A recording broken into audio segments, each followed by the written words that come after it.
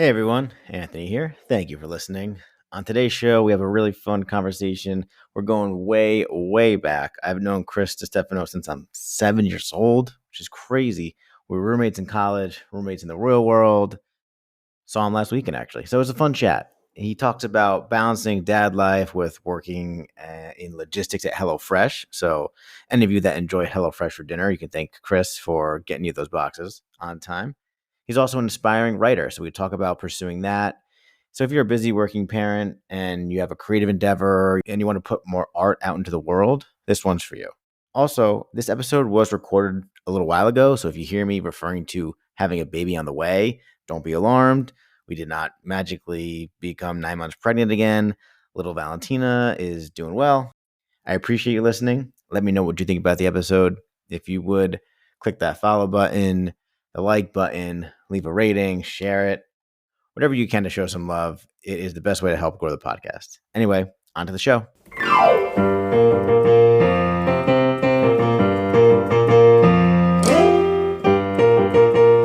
Welcome back to the Successful Working Parents Podcast, the podcast where we talk to successful working parents. We are still working on the title. My guest today, he is the Associate Director of Logistic Technology at HelloFresh. He is a published author, father of one. We are the best of friends. We've known each other since we're 7. Ladies and gentlemen, Chris DeStefano. Welcome, Chris. Thanks, Tone.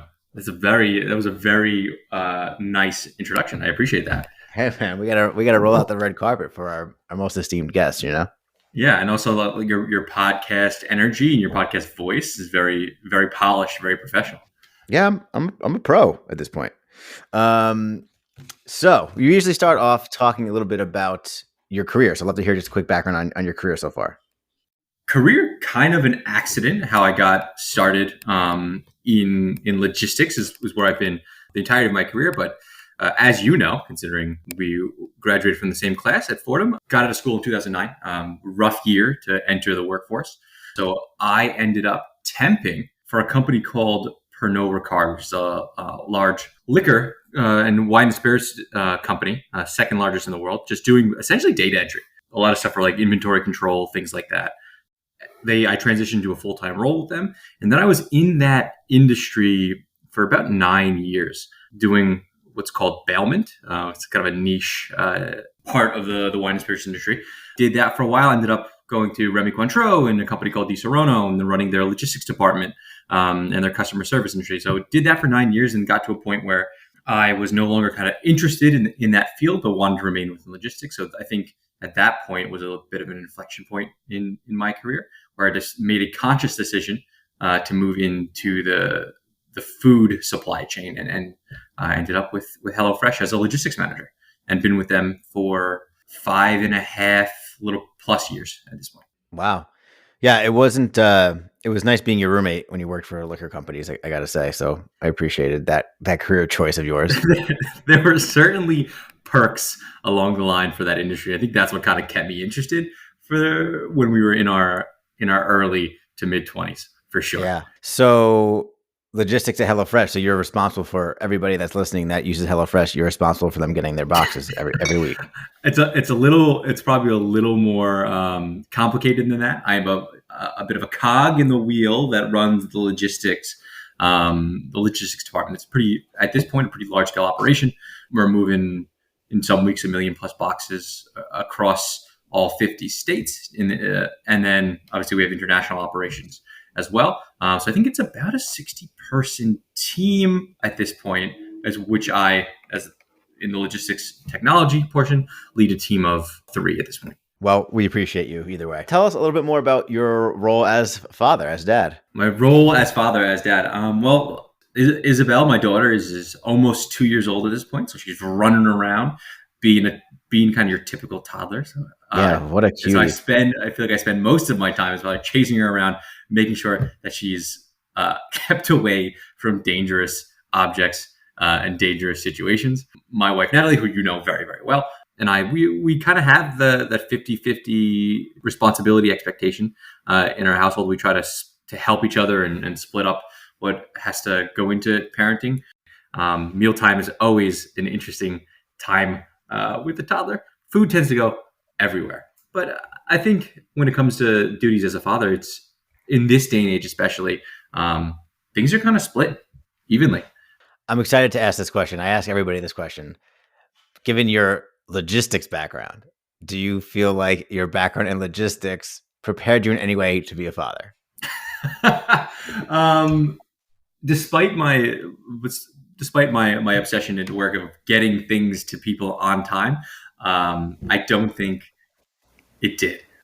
Being a father and being a parent is sort of a entirely new experience that doesn't relate too well to my career. I think the only thing is when I look back at sort of COVID with HelloFresh, it was a time of intense pressure and intense working environment in general, very very long days. So maybe kind of going through that test, as it were, kind of prepared me for some of the stress and the late nights that Isabel, especially as an infant, kind of just naturally has when you're waking up at every 3 hours trying to help your wife feed a child and things like that. So the stress part of it, maybe nowadays, maybe getting her in the car, trying to get her a toddler wrangle to get to, for example, to Hoboken last weekend on time. You got to be flexible, which that you don't have that sort of need within logistics as a whole. You want to try to get things there at expectation with the toddler. You kind of got to let that go and be like, sometimes they're just going to fall asleep, and you got to just sit in the car while your friends are 100 yards away, wave to them and say, "Kid is sleeping. I'll be with you whenever she wakes up." So yeah, maybe not the skill set of logistics, but certainly helping people get their boxes during the middle of a pandemic. That probably prepares you for the trials and tribulations of early fatherhood. Yeah. And maybe multitasking. I'll say that one as well. Like when you have 100 things happening at work, you can kind of try to do that, let that translate to parental life when you're trying to cook a kid a meal, trying to cook your own meal, trying to make sure that they don't fall off something or run into something. So you kind of have to have your eyes on 15 different things at once. So that's a useful skill set as well. Do you think that you approached your job differently after you became a dad? I think it does provide a bit of a reality check. Not that I don't really value my job, but Isabel comes first, right? My daughter, my family, my wife come first in this regard. And HelloFresh has been amazing the way that they kind of treat parents. People understand that sometimes there's some needed flexibility with just what comes with being a parent.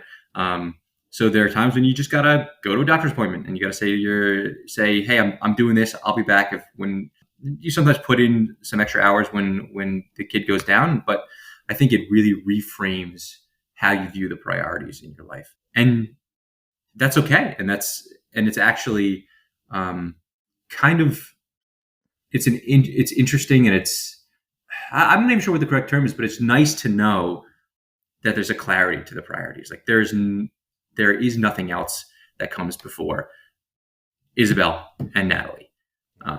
So work is important, but work comes second. Yeah, that's a good way to look at it.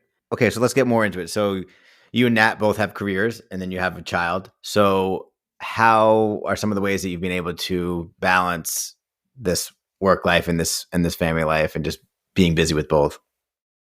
I think when you have two working parents, it comes down to a lot of setting expectations and communicating when things are kind of going to go off that rail. So we're lucky enough that working remote is an option. I have to be in the office 2 days a week. So we have that schedule and expectation. Was like, I will be bringing Isabel to daycare on Tuesday and Wednesday mornings on my way to work.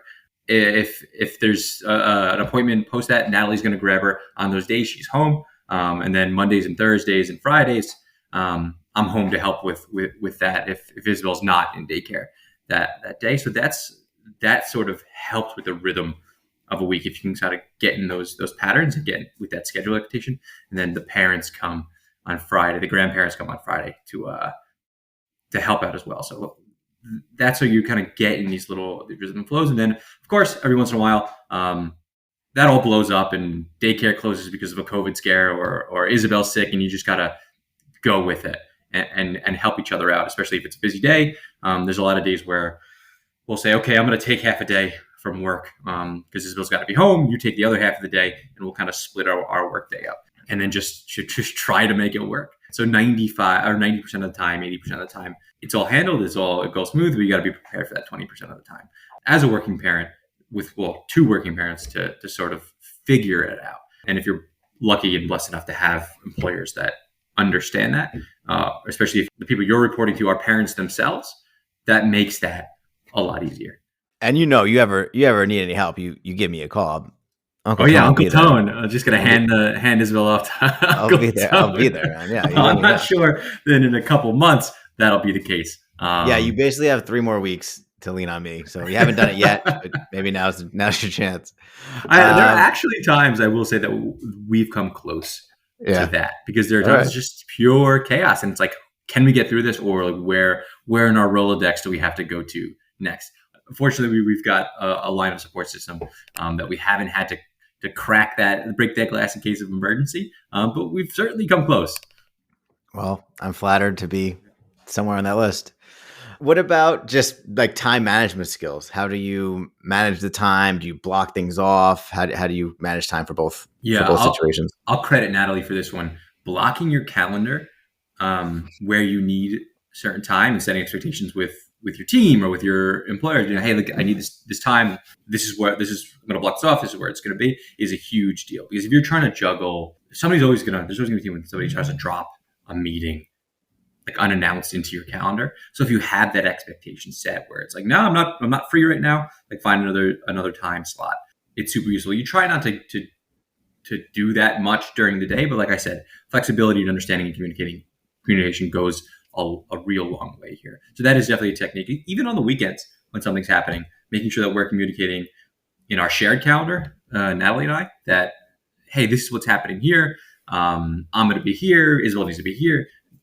Does help to kind of make things run smoothly and make sure that there are no like unexpected curveballs on the weekend. It works especially for me because, as you know, Tone, things can tend to go in one ear and out the other with me. If it's not written down or it's not put in a visual place where I can see it. So I've even hung a calendar in front of our work desk at home to mark down important things as well. It's a good visual cue for me, because if I'm sitting there for 9 hours during a day, I'm looking up and I'm seeing that kind of month all plotted out in front of me. Yeah.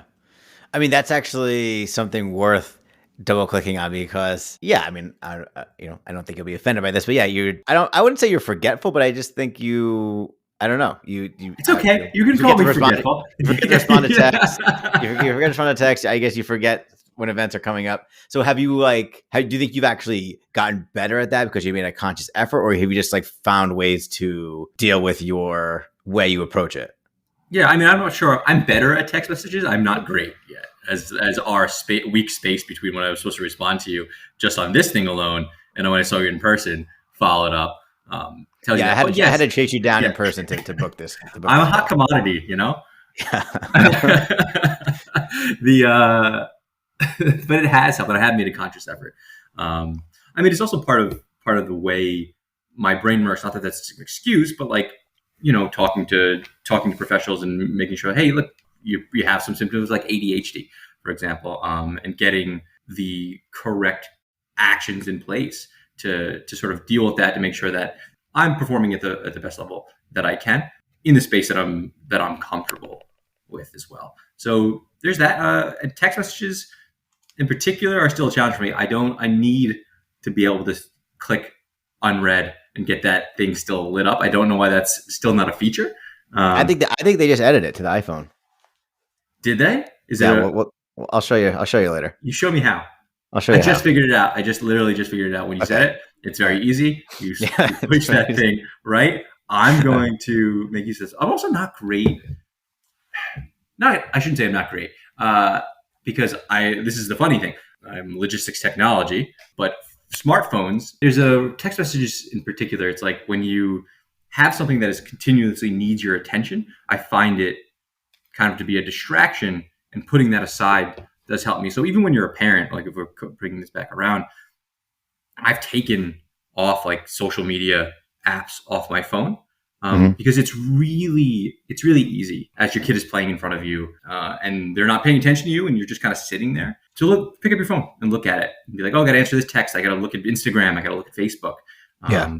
But then you're not present, right? There was an interesting article that I read about like how do you really capture or remember these moments in your kid's life as they grow up, especially because everything seems to go so fast. And one of the things the article says is like prepare to be bored in a sense, but because if you're prepared to do that, prepared to set aside the distractions of technology and of the things that are going on, then you're just sitting there watching your kid, and it kind of imprints on your mind stronger Yeah. than it would if you're kind of paying attention to multiple things. So, I mean, I'm not perfect at it. I think there's still effort that needs to go into that, but if I set my phone aside and my daughter's just playing with her toys in front of the mirror, which she likes to do right now, I'll just watch her. And not having Instagram, not having Facebook on my phone kind of makes that easier because the object's more boring. So I'm able to just put it aside. Sure. Yeah. I mean, I've heard people starting to put their phones into grayscale as well to make it like less appealing to look at. I don't know if you've heard of this. I try to do it, but it to me, I found it too jarring. I didn't know. The I whole, hadn't heard of that. Like the whole thing changing the is in, color setting. yeah. So the whole thing's in black and white. Like every app, everything you open up is just in like this grayscale black and white. So you're just not as interested in looking at it or using it for longer periods of time. That's But really interesting. yeah, and I know it works for some people, but to me, it just bummed me out too much. So I had to get Life those is colors back. dreary. Your phone is dreary Yeah, at that point. yeah. So as Izzy's like coming, she's obviously very young, but she's starting to come online as a person. Are you starting to think about how she will see the way you approach work and see the way you approach your career and the way that you balance time and things like that? I guess you haven't. It's not been a focus or a concern of mine, but like thinking about that now, a lot of it. Like I'm on meetings sometimes 6 hours a day. So if Isabel's home and catching up on how you treat people and how you speak to people, I think that should be something in the back of a parent's mind because that's how your kid picks up how they're going to interact with people, and they understand technology very, very well. So they're eventually going to understand you're like daddy's speaking to somebody else. So Yeah. the way you treat people there is going to probably impact their perceptions of you and perhaps how they treat people growing up. At the same time, I do always want Isabel to feel to know that she is that priority, right? So it's interesting how that will develop with as more people work from home and the kids are home on that day, because how do you balance the fact that like trying to explain to a toddler, like daddy's working, like I love you, but like I need this 15 minutes and then I'll be with you when I can. It'll be an interesting dynamic. Right now she's in daycare a couple days a week, so that's not a huge issue. But like right now, Fridays especially, she's with grandma and grandpa. She'll toddle over, but I'll try to engage with her and pick her up and do what I can between those moments. So I think as she get older, that will be an interesting thing. But then she'll be at school, and I think maybe it'll come into play, especially in the evenings if work demands your attention outside of normal working hours. How do you balance that, and how do you explain to your kid? And hopefully that's not something that occurs frequently enough that you have to deprioritize the little bit of time that you get with a child on work days, right? So you only get to see them if they're in school until they leave at say 8:30, and then when they get home at 5 to like go to bed at 7. Kids aren't awake that long, right? So you got to kind of make the most of the time you have with them. Yeah, I'm thinking like also when you're working from home now, it's like you walk out of a meeting and it's still so fresh, and you're like, freaking Susie, man. And then your daughter starts to see like how you like that the way you're like projecting onto like it's really hard to get Susie out of your head, Yeah, man. Susie, if you're listening, cut the crap. Okay, so you are a published author. I officially. am. Yes. You are officially a published author. So I've known you now for almost 30 years. Hard to believe, but it's true. You've been interested in writing for a large chunk of that. I've never asked you before, why do you like writing? It's rude that you've never asked that before. I mean. It's unbelievable. I never asked the most basic question about your number one passion. So what do I love about writing? Yeah. I was a voracious reader growing up, and I loved kind of being in those worlds that great authors can sort of project from the page, and getting a chance to create those those worlds myself is just a super interesting and super engaging thing for me to create a world essentially out of nothing, or out of your learned experiences, out of all the experiences you've had, all the things you've read, and building something of your own to entertain people and to even teach them something if that's kind of what the story can tell people. That's what I love about it. Creating this fictional environment, these fictional characters out of nothing is super engaging for me. I like telling stories, and I like people reading those stories. I think there's always a little bit, maybe authors won't admit it, but there's a bit of an ego thing involved with it as well. Like, I want people to enjoy this piece of work that I put time into, because if people don't read it, what is there to it? I think there's an argument and debate to be had there about the merit of art without viewers but as an author, you love people reading it as well. Yeah. And of course, I enjoy reading all your works, so please continue to share them. I mean, you're not a big horror guy, so do you actually enjoy reading them? Is the question. I'm working on it. I can handle a short story. I think it's being immersed in a 2-hour movie in the dark is another situation, but I can handle a few pages. Yeah, you also don't have to watch horror movies in the dark. Just, I don't know if you knew that, you don't have to turn the lights off.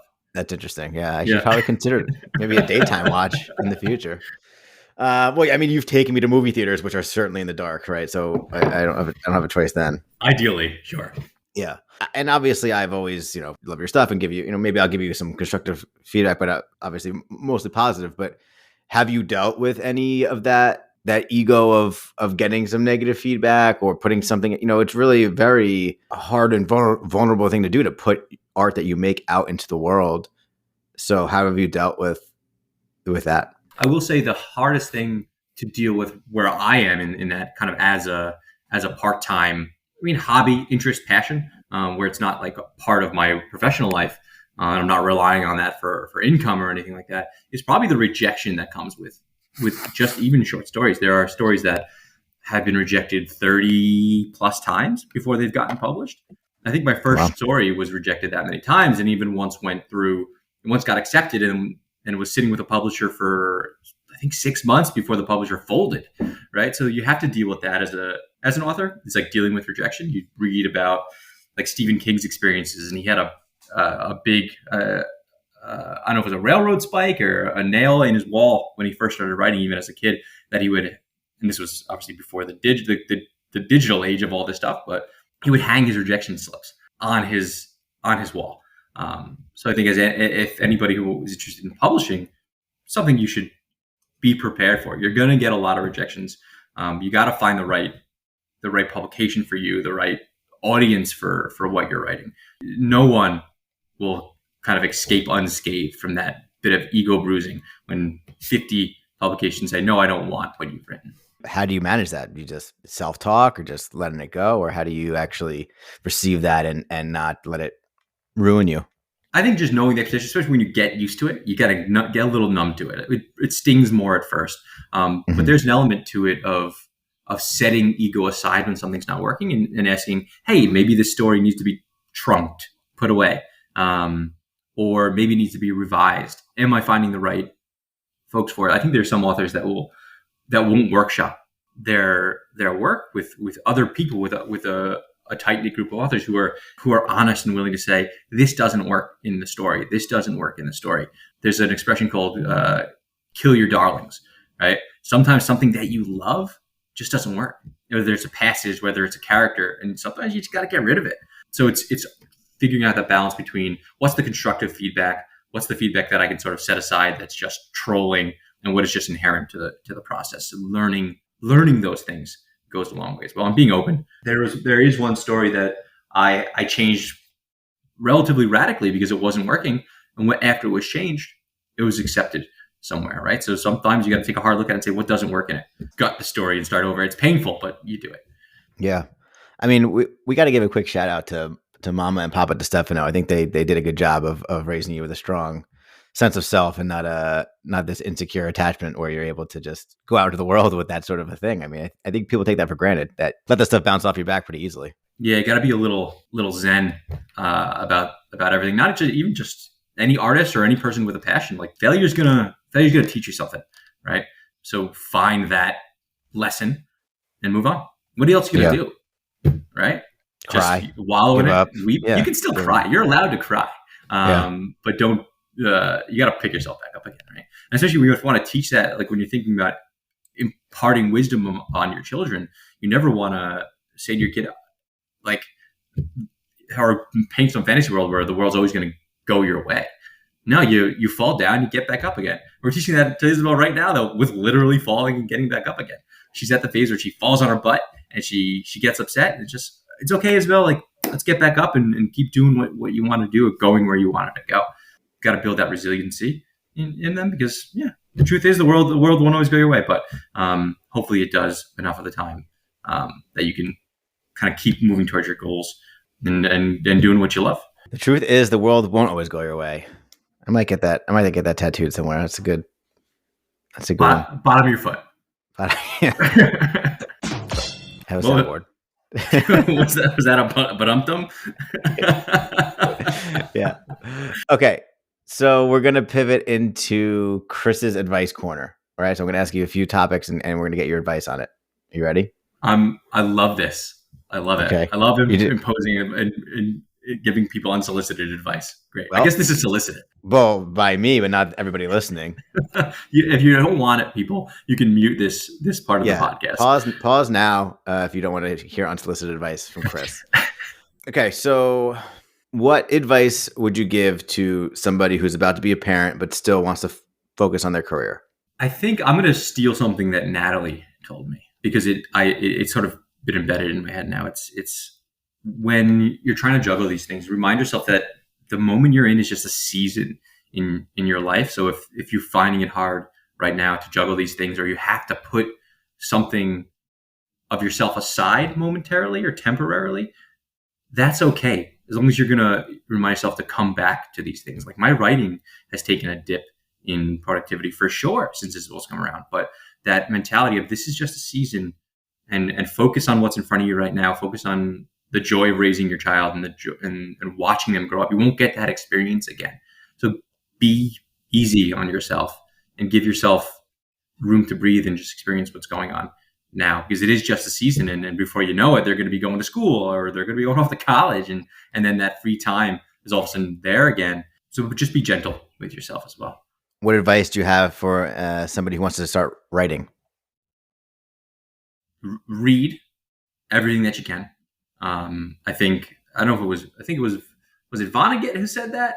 But it's just everything. Read it.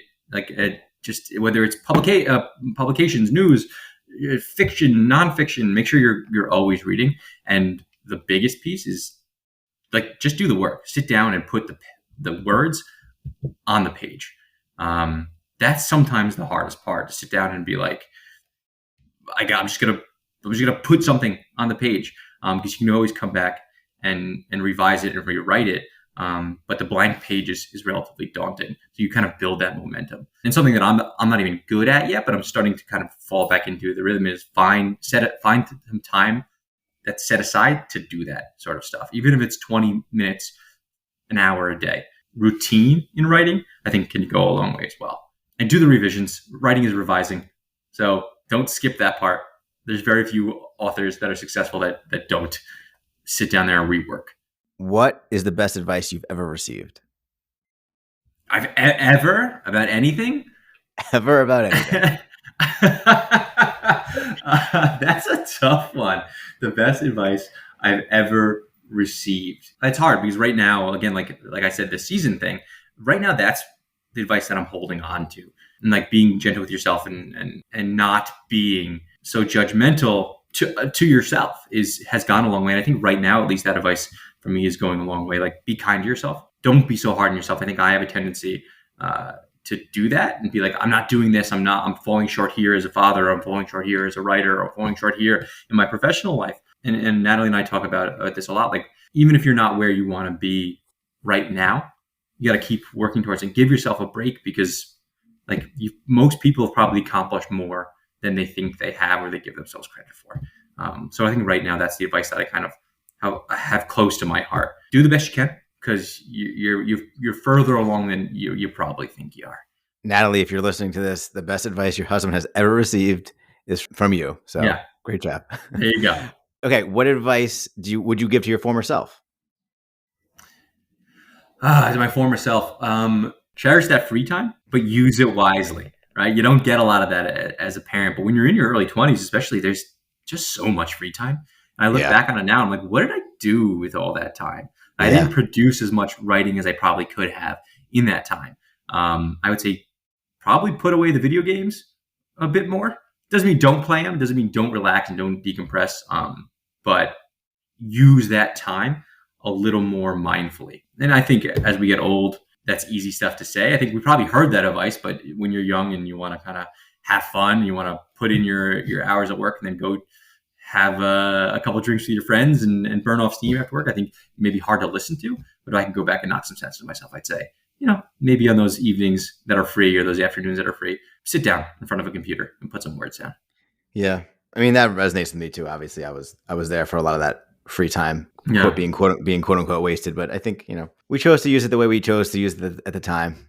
Final question. What advice do you have for me as a soon to be dad? We're looking at potentially 3 weeks from now. Don't be afraid to reach out to your friends and support network.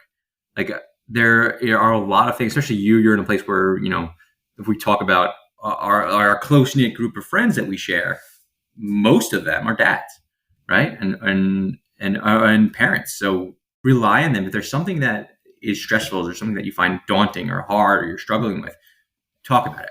I don't think I did that enough. As a parent, when Isabel was first born, there are challenges that you don't expect. And talking with some of our friends now, they actually experienced the same exact thing. And had I been open enough as a parent to reach out and say, guys, I need help, I'm struggling with this, there are a few of our friends that could have said, I went through that exact thing and here's how we dealt with it, and here's what you can do, or here's what you can expect. Be open and have those lines of communication open with all the people who can be a resource to you in your life, and ask for help. Awesome. All right. Well, this has been a great conversation. Really good to catch up with you and just hear some of those things I never heard before. Where can people go to connect with you, or maybe to see some of your writing and stuff like that? Anything you want to share or plug? If you do want to read some of my stuff, you can go on this wonderful website called thedreadmachine.com. They have one of my stories published called An Exercise in Peddling Fear, and they have a podcast version of it, which is really cool and really well done.